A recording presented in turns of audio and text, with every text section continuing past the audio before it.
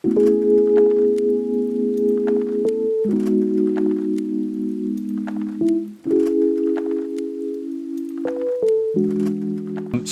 what do you predominantly use? Like, what tool do you use in creating like a computational art? Do you like make your own? Because I know you've released like two apps, or is it two or three?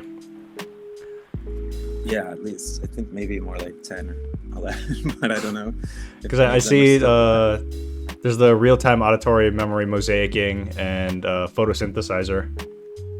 Yeah, those are two that I developed for my PhD. Hmm. They're kind of, yeah. One is a sort of audio-based generative collage program. The other is the same idea, but for images, kind of geared toward generative painting. Yeah. So for your thesis, you did like a YouTube mashup thing. Yeah. And I watched like one of the videos. I watched like I think the Pharrell Williams one from 2012. It's kind of a Wow. mess. They're all kind of a mess. It's like the perfect summary. It's kind of a mess. Yeah. So Yeah, it was a fun project. I think this is like one of the things I'm kind of just like with the computational art, like the personal artistry beyond like the technology in it. Um, like where is the agency, I suppose, in like determining how if an art piece is like the way you want it to be? Like how much of it is like becomes deliberate if you run it against a bunch of things that you're kind of mishmashing, collabing. For sure. Yeah, like where's the narrative? Like where's the directorial stroke of the generative process? So for those works in particular, I guess the direction comes from the source content that's being used and how that source content is then matched to some target content.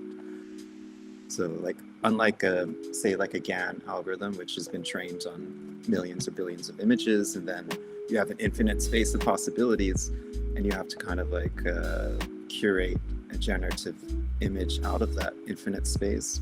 The kind of approach that my PhD work took was more, you have an empty canvas, you don't know anything, and slowly you're going to start learning things and interpret the world based on what you're slowly learning. So it's more tied, I think, to like the understanding of how we perceive how meaning is. Yeah. Okay. So when you're saying you mean like us humans as opposed to like, okay, us humans, not the computers. Yes, us primitive humans. I mean, I'm seeing so like with GAN, generative adversarial networks, like it's two neural nets that are kind of like talking, or like one makes a thing and the other one essentially just kind of like checks and decides whether or not this is good or this is bad. And then you can, I was playing around with like a tool, I think it's like a Hugging Face or something, huggingface.co, and you put in just miscellaneous prompts and then like a source picture, and then it kind of goes in that direction based on I don't know what seed does, I don't know what step size and iterations does, but like I think this is kind of like where I'm wondering how much, like what you can do to shape it in a way that's like, this is how I wanted it to be, versus like just kind of like hitting randomizer until you like come up to one that's like, okay, this one looks good. Totally. Yeah.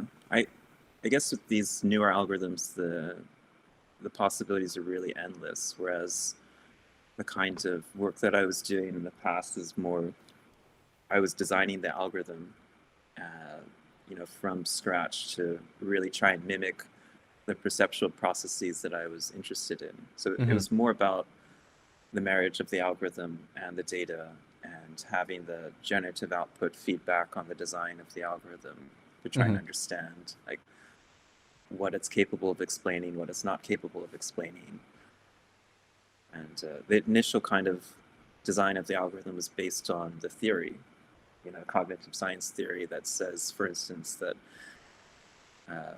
we represent the world using proto-objects. There's some sort of subconscious or unconscious representation, and throughout, you know, the ages, there have been different terms for these things, but they all kind of refer to some sort of unconscious memory representations that support our ongoing scene perception of the world. And that's kind of what I wanted to get at. Like, what are those? What do they look like and feel like?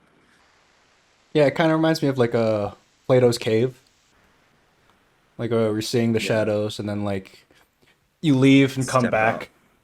and as you try to, Absolutely. as you play Bodhisattva, trying to get other people to like step outside of the cave, like everybody is like, "The fuck are you talking about? You seem really fucked up. I think we need to sit you back down in front of this wall." Absolutely, yeah.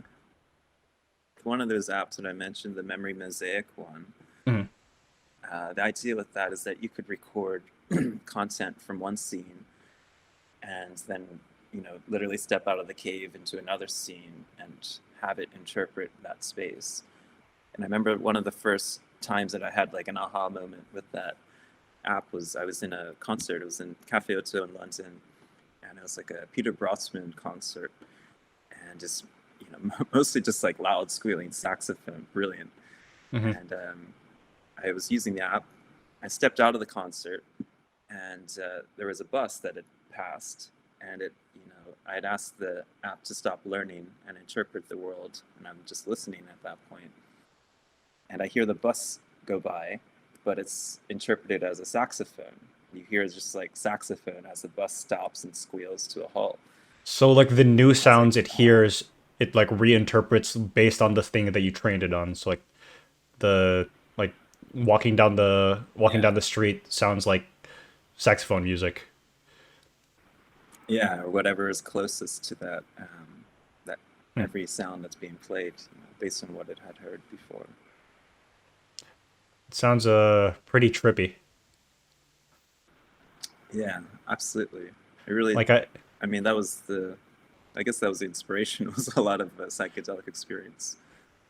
yeah, I definitely get the feeling that like a lot of both the art and the music that would come around out of this space is very much like a really weird head trip. If you had somebody do some like ayahuasca or like Yeah, and then just like sit and watch some generative art. yeah. I wouldn't wish that upon anyone, but I It think it sounds would like be. some like Dumbo pink elephant shit. Yes, exactly. Dumbo like somehow finds himself inside a barrel of alcohol, but somehow decides to trip acid as a result. Mhm.